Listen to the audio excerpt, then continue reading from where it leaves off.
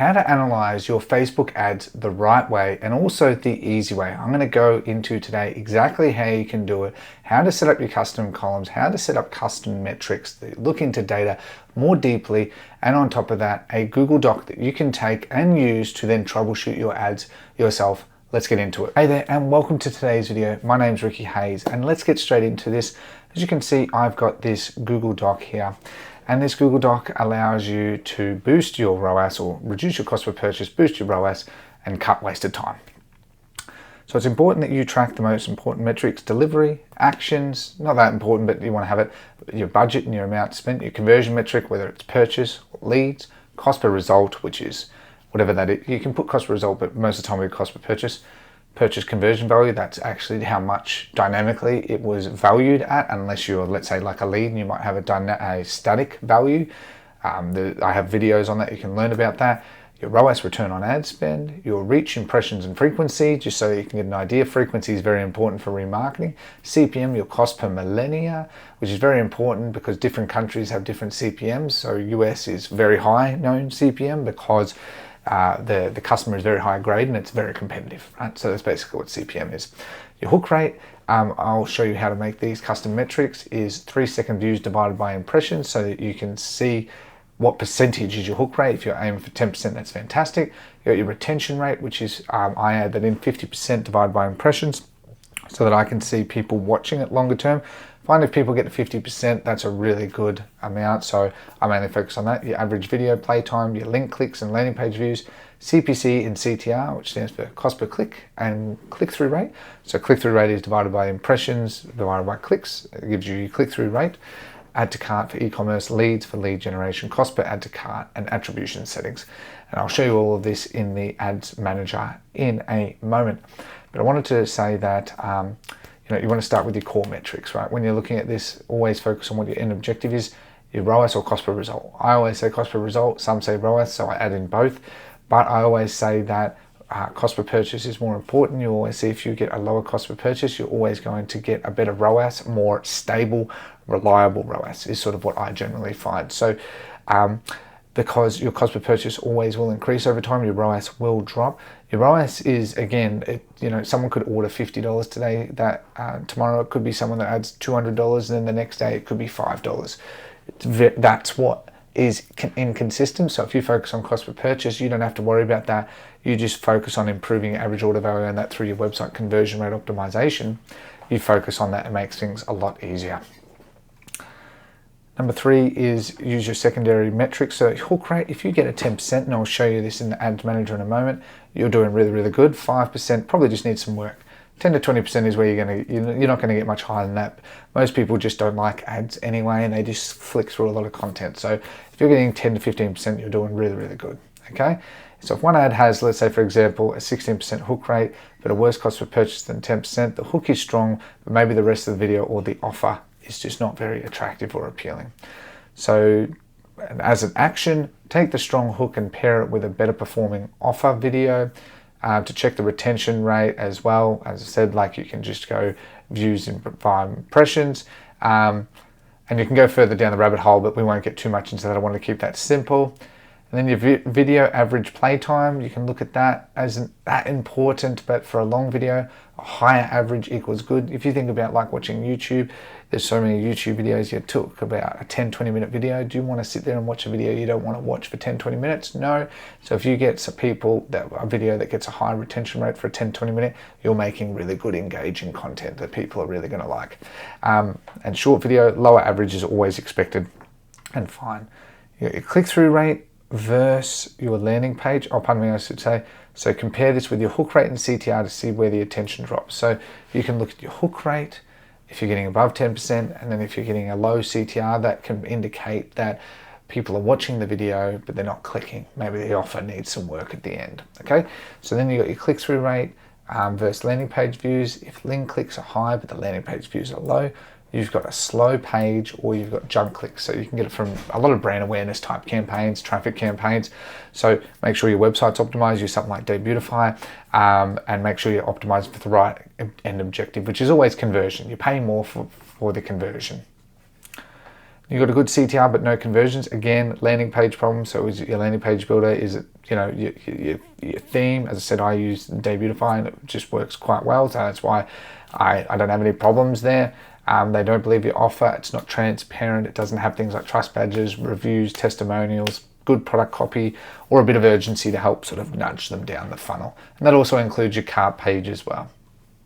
Step number 4 is, and you don't have to do this, but you can use the Facebook chart data, so it's got a specific analytics area. I just use the ads manager, but for those who want that, it is really, really handy, especially as you scale, but I wanted to just add that in. And then lastly, we got some bonus tips, custom metrics. So landing page view rate is simply impressions divided by clicks. I'll show you how to make these custom metrics really easy. Click to conversion ratio, really, really important. This shows how many people clicking your ad, going to your website and actually purchasing. That one, I've been getting on average about 10-15%. If you're getting there, you're doing really, really well. That doesn't mean your website conversion rate on Shopify will say that, right? Because you're going to get traffic from lots of sources. So, but this is specifically on Facebook, and that shows you have a very powerful offer. If you're getting like 1%, your website and that, like what the people are clicking and seeing is just not good, and that's where there's a disconnect.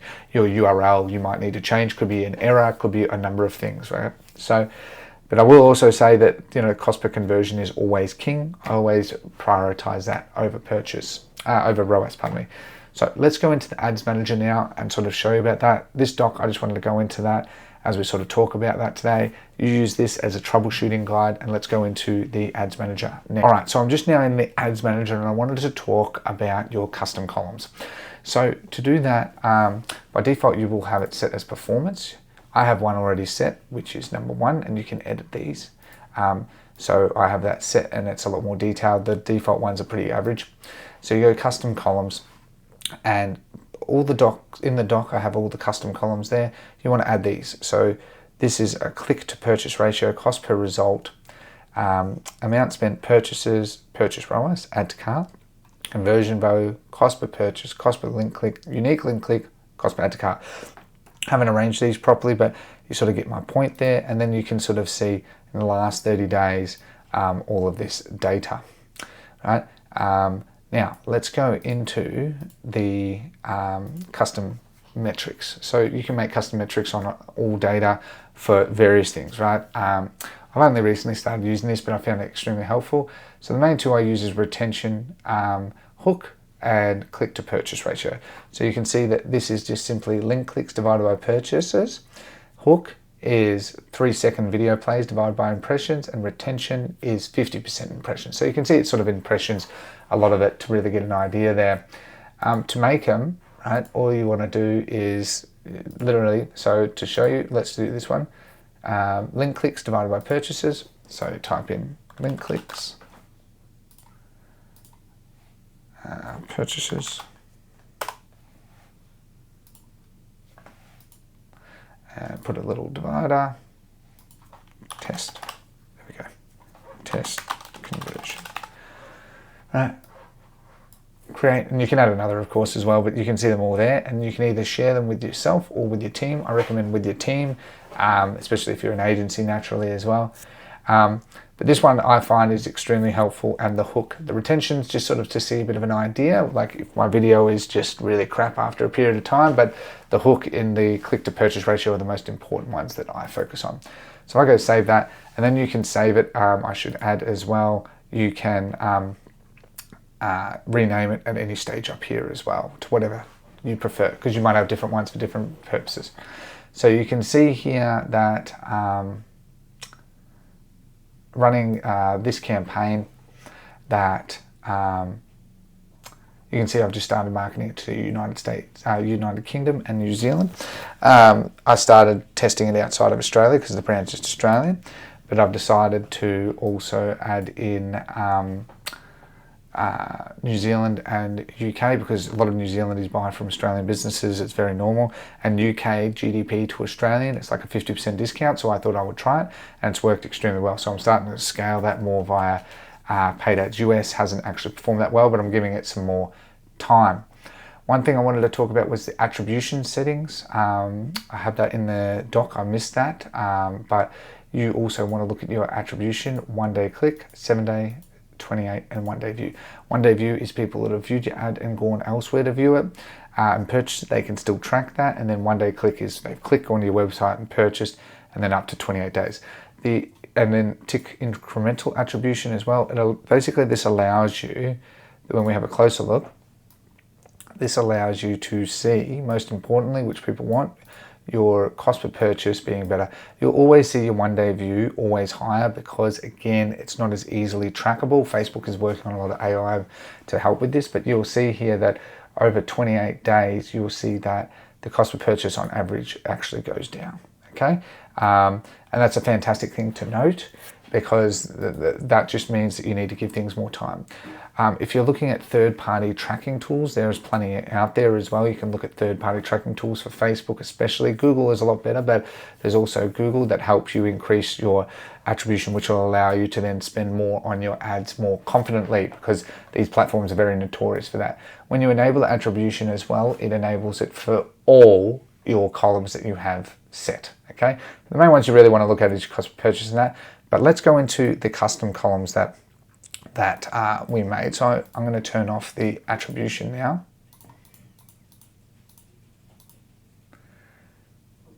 Okay, and what you can see here is you've got your hook, right?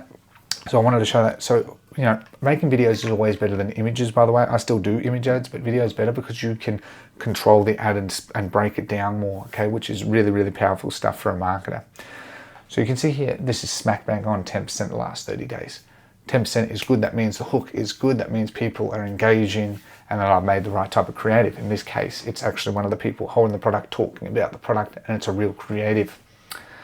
And then you can see the sort of the retention about 50%, which is 3% of people that got to 50%, right? So you can see there's always a big drop.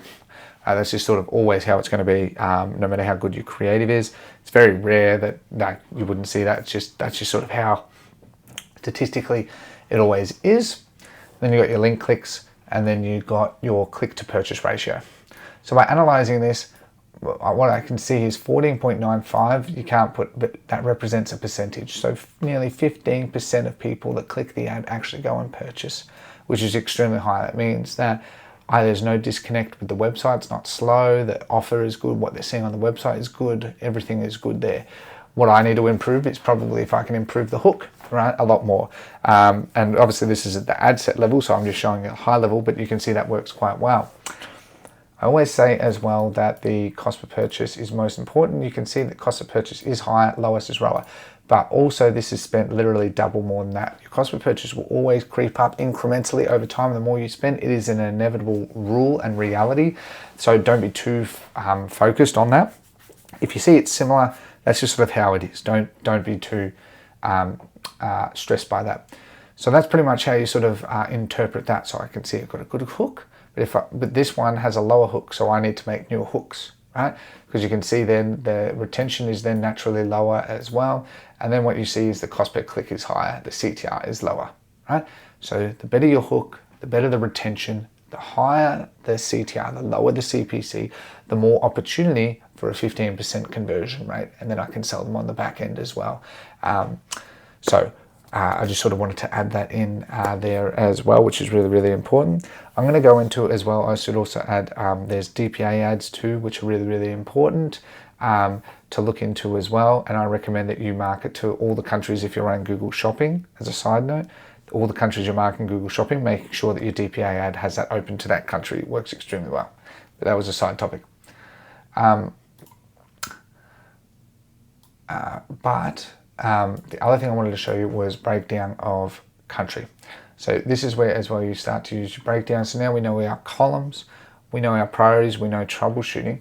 This is also where we want to sort of look at breaking it down further and realize, okay, so what you generally want to do is you want to look at country first. If you're targeting multiple countries, then you will start with that. So let me go into the DPA ad where I showed you where I started to do the test, because I was running Google Shopping ads to multiple countries, and then I enabled my DPA, dynamic product ad, to remarket to those countries as a bit of a test. So let me go into that now.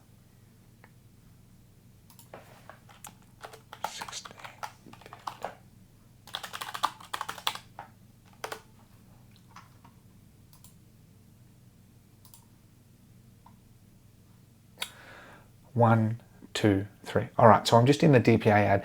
Now, as I said, this is an Advantage Plus DPA catalog. Really, really easy to set up. I have a video on it. You can go check it out there.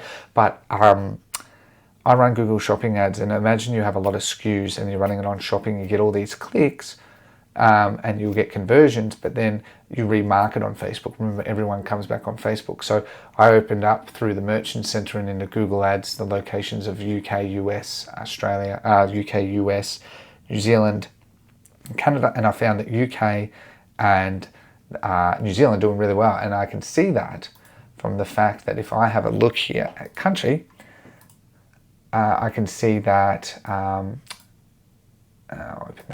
that New Zealand and United Kingdom doing extremely well. We're looking here at a $9 cost per purchase, extremely cheap for remarketing with 11.24. You know, it's sort of expected naturally you're going to get a higher ROAS when it comes to remarketing, but for something that is very easily set up, it's a little pro tip as well that how you can analyze your ads as well is that I always recommend running Google Shopping, run that for cold, and then have a DPA. And it's actually a really good testing thing because a lot of people, especially if you've got a lot of SKUs, it doesn't work so much if you've got a one product store as much I find, but if you've got a lot of SKUs, works extremely well. And then because it dynamically picks up from the pixel, I have a video on how to set up pixel here to make sure the data's clean, it picks up all the pixel data and all the item IDs and remarkets them as a catalog across all platforms dynamically using AI and the AI enhancements. That's what you get that. And then I'm like, well, boom, there you go. Google Shopping's working well to get the cold traffic. Facebook's working really well for the remarketing. And now I've duplicated my best ad sets and best ads. And I've literally just done that today before this video because I've only recently done this, that I am now actually going to be cold marketing on Facebook to UK and New Zealand and seeing how I go. Slow and steady as a prospecting campaign, and if it scales, I haven't been able to scale heavily in Australia, but maybe UK. I reckon I might be able to really get into it there. Huge population, plus they get a 50% discount. And then if it really scales, I'll get 3PL in that country and scale it really fast so that way I can have a 3PL, third-party logistics, so that way I have even faster shipping. Now I'm building a new brand as well. I should also add that I will be showing everything about that new brand. It's a women's pajama brand. I'm really excited to show that as we sort of go down that path. But I just wanted to sort of show that your remarketing DPA ad is one of the easiest things that you can do for this as well. You can also do as well your other remarketing campaigns. It might be just a custom audience remarketing campaign as well. That's why I also recommend running Google, right, at times, so that because Facebook can be a lot more expensive to target a new country in the beginning. So sometimes you use Google as a bit of a test and run remarketing campaigns, duplicate your ad set, and then duplicate and change just the countries. It's a fantastic way to just easily test if it converts, because everyone always ends up on Facebook and Instagram, right? Especially the core demographic of women here. In this case, Instagram is the big one that you want to aim for. So if we go here, and I look at now age, you can see that I've got all these ages and it's done really well. For remarketing, it makes a lot of sense, but you'll find that the golden rule is 25 to 54 usually works best. So make sure you keep that in mind as well. You can see that overall that my core demographic is 25 to 34. I always say that's really the golden one, and you can see that the cost per purchase is a lot lower. The ROAS is generally higher. The purchases are the most across all, which means that it's the biggest audience, the most engaged, the most willing to spend. Now, I could say I would target all of it, but all of these are doing really well, right? So with remarketing, you want to leave that open. So remember, with remarketing, you generally leave it open unless something's doing absolutely terrible. With Facebook, you can't specifically remove an age, specific ages, I've found from my experience, which is really annoying, honestly. So just sort of a little tip of advice there as well. But when you're breaking down as well, I always recommend that you break down based on country, then gender, then age, and then platform. In that order, because you're breaking down the biggest pools of audiences at the same time. So if I have a look at platform, what can we see here? We can actually see Facebook's doing really well. So a lot of people, clear what that means is they're coming back, they're getting remarketed on Facebook, and that's where it's converting. Literally nearly a 50% cost in reduction. But I'm going to leave it open because This is where as well, remarketing, I'm willing to do it because these people are engaged. If this was cold, I would cut out Facebook, right? But so this is where with remarketing, you want to leave things open because they're engaged, you've already paid the most. So this is just locking in the deal. If it's cold, I would say lock that out because this is a dramatic shift. It has significantly more purchases, a significantly higher ROAS, significantly lower cost per purchase. This is only going to get worse, okay? So that's one of the things I always recommend. When it comes to placement, you can have a look at all the individual placements as well. So we know that Facebook's doing really, really well. Where is this? What's this one? Facebook feed, right? That is expected. That does really, really well. You can see absolutely crushed it. But then you can see like this is, what is it? Facebook ads on Reels. Look at that, Reels. You can see that the click to purchase ratio is a lot lower, but the ROAS is great. Oh, because it was one purchase, pardon me, I was looking at link clicks, I looked at the wrong thing. But so you can see that the purchases, it's the news feed and then it's the Instagram feed. And that's pretty common. You always see that. That's just sort of how it is. But you can see that if this was a cold, I'd be also potentially duplicating this and saying, yep, I'm going to focus on women 25-44 in Australia on the Facebook news feed specifically. I might actually just go the whole of Facebook as a whole because you don't want to narrow down too much. But you can see here, like this is sort of done well. But I mean, just look at this, like 23, 26%, 42%. That's not bad actually. So I might, at times when I look at this, I'll be like, okay, I might duplicate this and split this out. So, because what I'm actually observing here is that the Facebook app feed is not doing well, but the Reels is, and that's sort of very trending right now. And that so is Stories. So you sort of get my point, right? So that's sort of how you like to analyze it, and using those columns and then knowing your conversion rate, knowing your purchase rate. Always remember that your cost per purchase will go up. And so if something's already got a higher cost per purchase than something doing really well, you're probably best to try and cut it. Understand the different remarketing there as well. As I said, this Google Doc is down below that you can use to troubleshoot this and especially look at your hooks. There's no hooks for this as well because obviously it's a DPA ad. I just sort of call it that. I did also want to say that I hope this video quality is a lot better. I've been trying to work on my lighting and audio and make it a lot more presentable. Last video I made a number of mistakes, so I apologize for that. But I do hope that you enjoyed this content. I'm going to be revealing all about my new brand in the coming weeks as I'm sort of building that out as we speak. I'm building it into a real 7-8 figure brand. So that's why it's taking time. So stay tuned for that, of course, as well. But otherwise, I hope you have enjoyed today's video. Thank you so much for watching. If you did like today's video, be sure to like, share, subscribe, comment down below if you have any questions or send me a DM on Instagram. Otherwise, thank you very much for your time. Have a lovely day. Take care and goodbye.